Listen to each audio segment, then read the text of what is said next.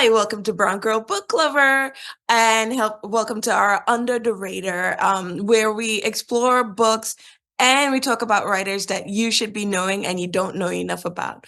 So I want to talk about, we have Claire Jimenez, right? Jimenez. Jimenez, sorry. Yeah. And we're talking about her book, What Happened to Ruthy Ramirez. Yeah. Claire, welcome to Brown Girl Book Lover. Thank you so much for having me. I love your work. I'm so excited and honored to be here. Tell us about your book. So my book it's a novel that's set in 1996 and 2008, roughly.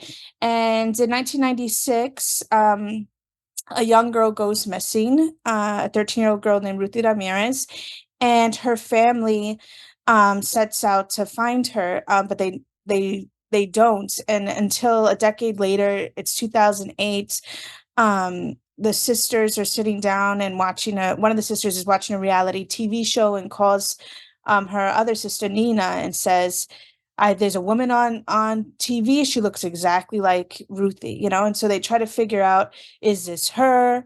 And inside of that conversation, there also becomes um this exploration of grief, of trauma, of colonialism, what we inherit, also what we are, right? Who we are, the ways in which we're represented in the imagination of, popular media and television and, the United States. And so I really thought of this novel as a chance to approach many different issues that intersect in this family's life and are issues that I care deeply about in real life as well. Okay, thank you so much for saying that. What are two takeaways you would like readers to know about your novel? Yeah, it's a multivocal novel, so you're going to get the perspectives of the two sisters, Jessica and Nina, and Ruthie as well, who had disappeared, and the mother Dolores.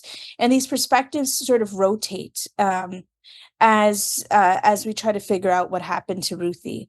It's also a novel that's very Puerto Rican, like it has a lot of, a Puerto Rican of the diaspora, right? So that's important to notate inside of New York. And so it's a lot about the legacies of what we inherit, the violence of displacement, things like this, and the ways in which missing Black and brown women are viewed or not viewed, right? So those are the big takeaways, but it's also very funny. Yeah, so people um don't expect that, I think, when they approach a story about a missing girl. But this is all a part of the emotional landscape of this family. Mm. I was talking, like, I know that you're like a big advocate for writers of color, Latinx writers, but especially Puerto Rican writers, right? And I kind of understand that position from my lens, and I want you to talk more about it because Puerto Rico is it's strange because it has this very Caribbean history, this very dual history, right?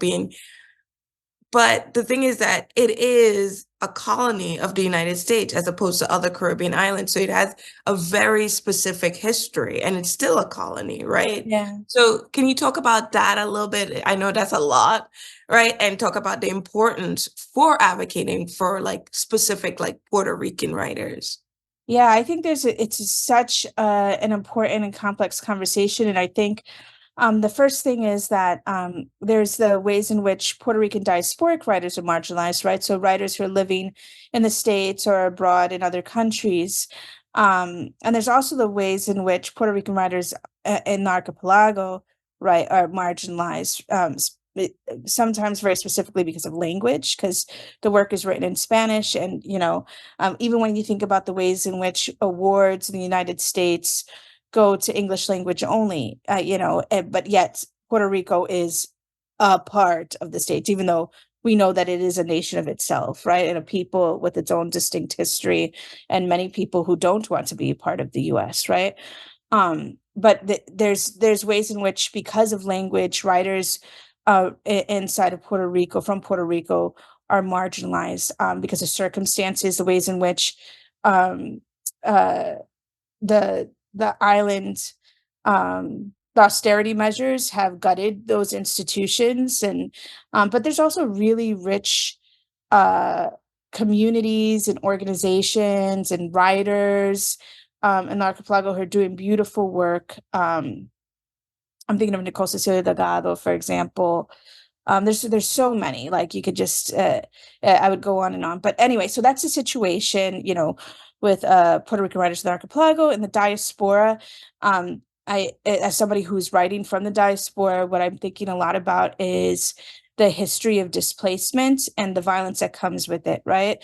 And so the ways in which when like some my family who, you know, left to get work, right? What is the violence they encounter when they're living in the States? How does that inherit or get passed down to me, right? What is the violence of losing language, for example? That's a big topic inside of the book as well. What is not understood about Puerto Ricans, right? That Puerto Ricans, you know, are uh, you know, have lots of races, for example, right? Like there's Black Puerto Ricans, there's mixed Puerto Ricans, there's white Puerto Ricans, there's Chinese Puerto Ricans, right? Like people don't, I think they think of, when they think of Puerto Ricans racially, they just think of like the West Side Story, right? And so inside of my book, I also I thought about that a lot, right? Like having depictions of Black Puerto Ricans and mixed Puerto Ricans and brown Puerto Ricans. That was important to me.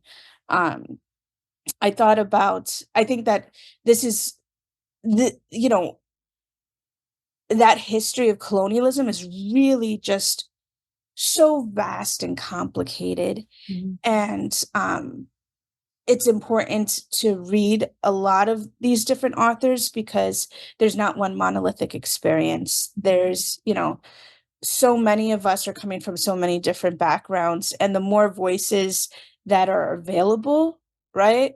Mhm. Like my voice is very different than Jennifer Maritza McCauley's, right? It's very different than Melissa Costaquino's, right? And so, and that's just in the diaspora. Like we're not even talking about in PR, right? And so that's why it's so important to have to promote lots of our stories. So my last question connects to this one about, promoting lots of stories and having different lenses. And, next year I really want to focus on Edwidge Danty Katz. She wrote this beautiful essay collection about the importance of creating dangerously, especially for Ah. the Caribbean immigrant writer, the woman. And I want to know, how are you creating dangerously? I love that. I teach that. Teach that book with my students. I think she's amazing. I'm creating dangerously by like speaking in the language that I know of my communities, and like, you know, like, and so I get sometimes these ridiculous comments about there's cursing here. Or, I don't understand why people speak like this, or why is there laughter when there's grief? And it's like, this may not be the experience of you, but that's my experience, and I don't care what you think, right? Like, and so that is dangerous within itself, to say that I'm going to speak in the language and the rhythms of my own people, right? Of my own communities. And that I'm not going to, you know, change that so it makes you more comfortable, right? That itself, I think, is part of the way in which I resist what the industry or what audiences expect. Mhm. Um, and I think also honesty and difficult truths is how you create dangerously, right? Like going into, you know, things that may cause you shame or pain, right? That are not easy to write about. My favorite authors do that. Wow. Thank you so much for joining me and talking about your book. And I really appreciate it. Thank you.